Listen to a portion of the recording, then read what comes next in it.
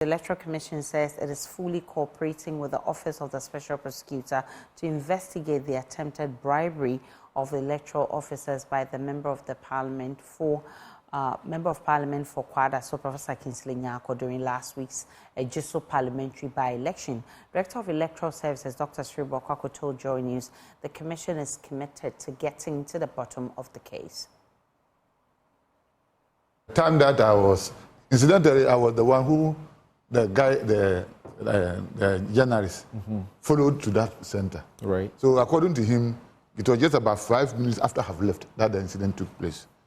Now, at the time that so immediately he came to me, and I got the opportunity to watch the video. And if you look at the video at that time, you know that it was dropped onto the table. You do not see our officers picking it. So I said that we should not be in a hurry to judge, because at that time, when it was put on the table, did they pick it or they did not? If they picked it, what was the content? We didn't know all these things. So we said, okay, let's go and replace them. And you know, one in the heat of election, anything that you do, it attracts attention. So let's replace them. Let's finish with the election, then we'll investigate the matter. It was later that we got to know that when our regional editor went out, they said that when it was dropped, they took it. And it said it was money for lunch. And you told the public that also? Exactly. So I don't know, at that time that I was speaking, and to be frank with you, if I look at the video, it's difficult for you at that time to know whether it was an envelope, whether it was a handkerchief. You couldn't just draw. So I said that it will be investigated. So we should not be in a hurry. Because sitting here, I would have been happier if they did not pick the envelope. Right? The hand was stretched. They didn't receive it. It was dropped. So if at that time they had not picked it, the man had gone for his own envelope, commission would have been exonerated. But it followed at the later, they went and took it. So that's what it, so at that time that I was making my statement, I said, don't preempt the investigation and let us know what has transpired. So now we know the story, and that was, the election was held on Tuesday when they appeared at the office. And I went and met the OSP people there, interrogating our people. So it means that the interrogation is going on. So personally, I'm not happy with the way we are discussing issues and that. When you do that, people will begin to change their statement and other things. So at the end of the day, you may not get to the root of the issue. That's why we were thinking that we should have allowed the professional people to handle it instead of come out with our judgments and the rest. Right. So it is upon the strength of that.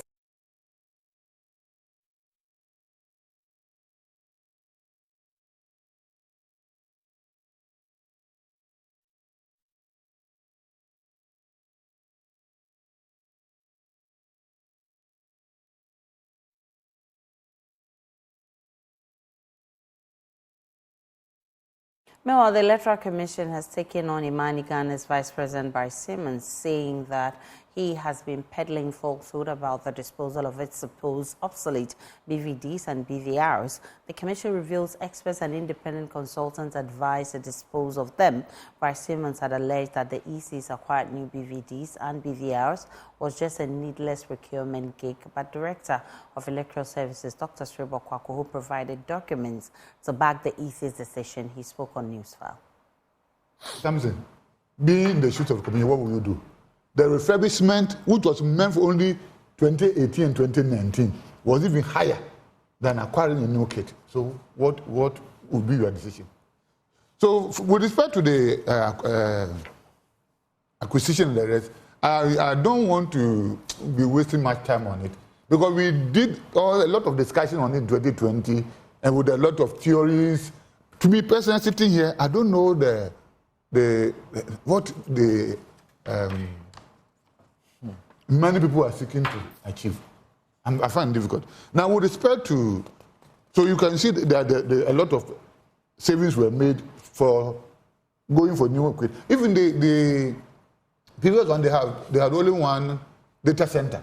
And that when they said the data itself was also had a challenge. Because initially we were thinking that, was it not possible that all those who are already on the system could be transferred onto our new data center? And they said that the quality of the data will not be sustainable by the new one.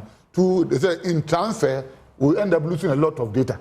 So that is, let us acquire the new data. And for the refurbishment of the then data center was 50 million. Refurbishment was 50 million. The new one that was acquired was 6 million. 6 million. Dollars. All the records are here. And I wish that you officially have not been authorized to give it to you. So you can write, so you can have enough time.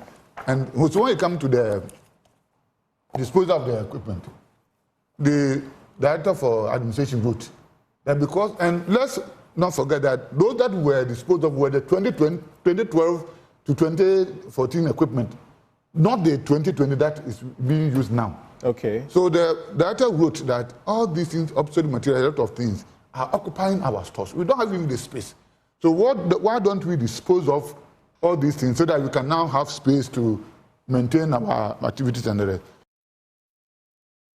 But in a swift rebuttal, Vice President of IMANI Ghana, Bryce Simmons, said the EC is not being truthful to Ghanaians. It's very easy if you're not paying a lot of attention to the nuances, the facts, the details, to be convinced by performances. And what my good friend in the studio, well, he's not my friend, but not the good gentleman in the studio, has just done is a performance.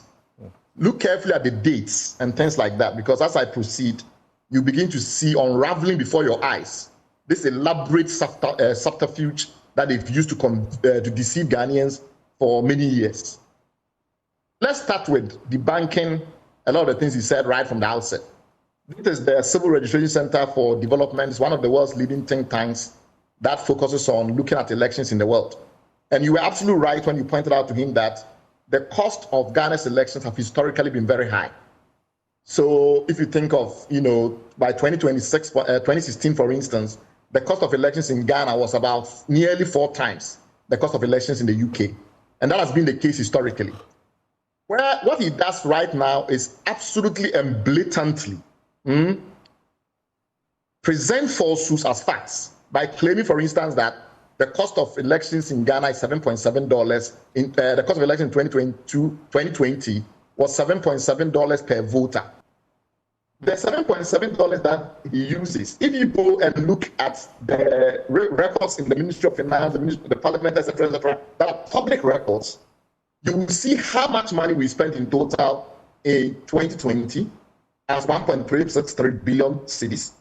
You can compare what we spent years before when we had no elections, and you can then subtract, as they do, to establish how much exactly we spent because of the elections. So what I'm saying is that it's very simple. You take the years before we had elections, say 2019, 2018, etc. Then you get to 2020 when we have elections. You look at the difference in terms of the budget amount allocated to the EC. When you get that number, it's about almost 1.2 billion Ghana cedis. Then you divide it by the total number of registered voters for that election, and you strike an average, you get $12.5, not $7.7. This is the highest we've ever seen, and one of the highest in the world. So when they tell you it's $7.7, either you do the math yourself, as we've explained our methodology, or you take their word at face value. The problem in this country is that we don't have enough people, enough institutions, enough organizations that are willing to go through the fact-checking process and hold these institutions to account.